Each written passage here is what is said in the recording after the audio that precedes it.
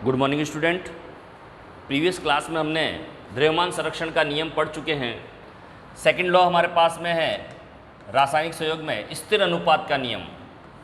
तो स्थिर अनुपात का नियम क्या कहता है हमारे पास में, किसी भी यौगिक के तत्व सदैव एक निश्चित द्रव्यमान के अनुपात में विद्यमान होंगे। किसी भी यौगिक में जो आपके पास में तत्वों का एक मिक्स होगा, वो मिक्स जो है उसमें वो उनके अनुपात जो है वो फिक्स रहेंगे। उदाहरण लेता हूँ मैं दो आपके पास में, एक तो जल का और एक अमोनिया, ठीक है ना।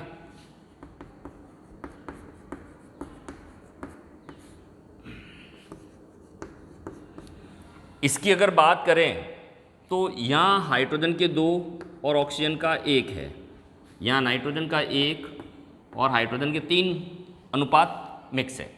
अब इसकी द्रव्यमान संख्या के आधार पर अगर मैं इसकी कैलकुलेशन करूं, ये तो मैंने अनुपात बता दिया इसके बेस पे।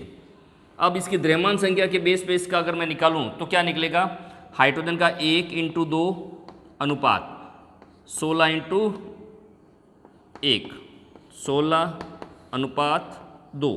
इसको इजीली कर सकता हूँ 1 अनुपात 8, यानी टोटल कितने हो जाएंगे 9। तो 9 ग्राम जल है तो 1 ग्राम हाइड्रोजन और 8 ग्राम अगर ऑक्सीजन मिक्स हो तो हमारे पास में 9 ग्राम बन जाएगी।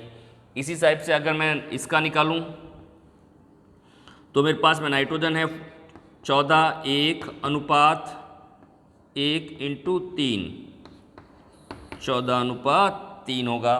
तो इस तरह से ये आपके पास में आ जाएगा कि ये तो मैंने इसके परमाणु, अब इसके द्रव्यमान के आधार पर भी ये अनुपात हमारे पास में फिक्स रहेगा। तो ये था आपके पास में स्थिर अनुपात का नियम। किसी भी यौगिक में तत्व सदैव, ये जो तत्व है सदैव एक निश्चित द्रव्यमान में रहेंगे। ये केवल जल के लिए काउंट हो रहा है। देखना यहाँ जल के अंदर हमारे पास में 2 मॉलिक्यूल्स ले रहे हैं, जबकि अमोनिया के अंदर कितना आ रहा है 3। तो एक यौगिक जो है उसके अंदर ये बात कर रहे हैं, हर एक के लिए बात नहीं की जाएगी। यहाँ 3 आ रहा है, यहाँ पे 1 आ रहा है, तो अलग अलग में ये अलग अलग कंडीशन पर काम आएगा, लेकिन अनुपात जो है वो उस यौगिक के लिए फिक्स रहेगा, ठीक है ना। नेक्स्ट इंपॉर्टेंट टॉपिक है, 2 नंबर का क्वेश्चन पूछा जा सकता है आपसे। जॉन डाल्टन बढ़ा चुका हूं मैं आपको पास में, डाल्टन ने, ठीक है ना। इसके 4 पॉइंट आपको लर्न करने हैं। वो 4 पॉइंट क्या है, डाल्टन का सिद्धांत क्या कहता है कि परमाणु जो है वह अविभाज्य कण है। अब इन परमाणु के क्या होते हैं कि सभी द्रव्य परमाणुओं से निर्मित होते हैं, चाहे चौक है, जल है, अमोनिया है, सब में परमाणु जुड़े हुए हैं। तो सभी द्रव्य परमाणुओं से निर्मित होते हैं। परमाणु न तो सृजित व विनाश नहीं होता, न तो हम परमाणु बना सकते हैं और न ही उसका विनाश कर सकते हैं।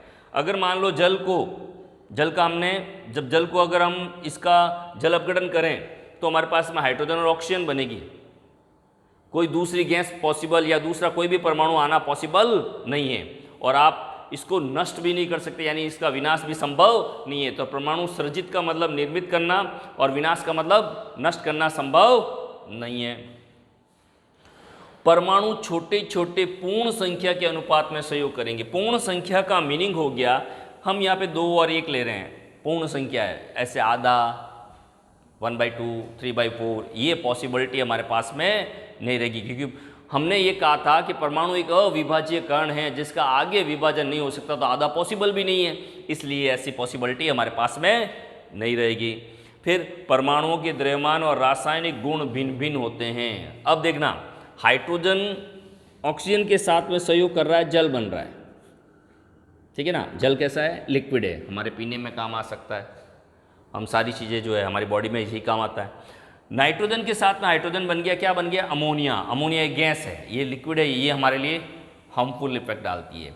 तो हर एक परमाणु किसी के साथ में सहयोग करके जो भी कंपोनेंट बनाएगा, कंपल्सरी नहीं है कि वो सारे हमारे यूजफुल रहे या सारे की केमिकल प्रॉपर्टी सेम आए, तो वो अलग अलग होता है। परमाणुओं के द्रव्यमान और रासायनिक गुण भिन्न भिन्न होंगे। परमाणुओं के द्रव्यमान, भिन्न भिन्न परमाणु जो होंगे, जैसे यहाँ हाइड्रोजन का जो सहयोग किया जल बन गया, यहाँ हाइड्रोजन सहयोग किया अमोनिया बन गया, दोनों की प्रॉपर्टी यानी गुण अलग अलग होंगे। तो डाल्टन का सिद्धांत जो है काफ़ी बार पूछा जा सकता है, 2 मार्क्स का क्वेश्चन पूछते हैं। क्या पॉइंट होते हैं, तो ये आपको 4 पॉइंट आपको इसमें एक्सप्लेन करने होंगे। फिर मैंने स्थिर अनुपात का नियम भी आपको कंप्लीट करा दिया। कल हम पढ़ेंगे द्रव्यमान क्या होता है और उस द्रव्यमान की कैसे कैलकुलेशन होती है और किस आधार पर हम जो है द्रव्यमान की कैलकुलेशन करते हैं। Thank you.